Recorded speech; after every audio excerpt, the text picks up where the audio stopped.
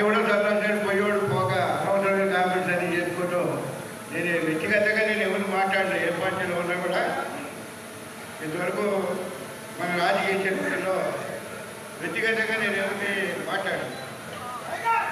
మన నోరికి వస్తే ఊరుకోను.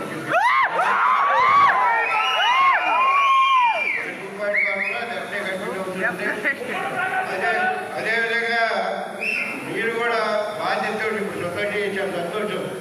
పాపం మన వాళ్ళు చూస్తే నాకు బాధ వేసింది. మీరు వస్తారని పట్టుకుని నీ పట్టుకొని వదలలేదు.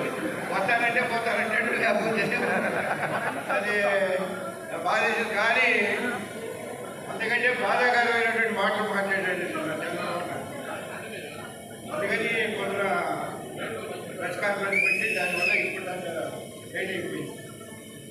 అదేవిధంగా భవిష్యత్తులో చూద్దాం, ఎవరైనా చూద్దాం. మీరు పుట్టనకలు అన్నీ ఒకటి చేరిపోయి అన్నీ భవిష్యత్తులో మనం ఏ విధంగా మనం సొసైటీలో సరే దాంట్లో అని వాటి పైకి తీస్తారనుకుంటున్నాం. మన చైర్మన్ ఉన్నాడు నాకు అందరూ వాడు ఫ్యామిలీ బాగా క్లోజ్. వాడు దాదాపు కొనెక్షన్ అంటే ఉదాహరణ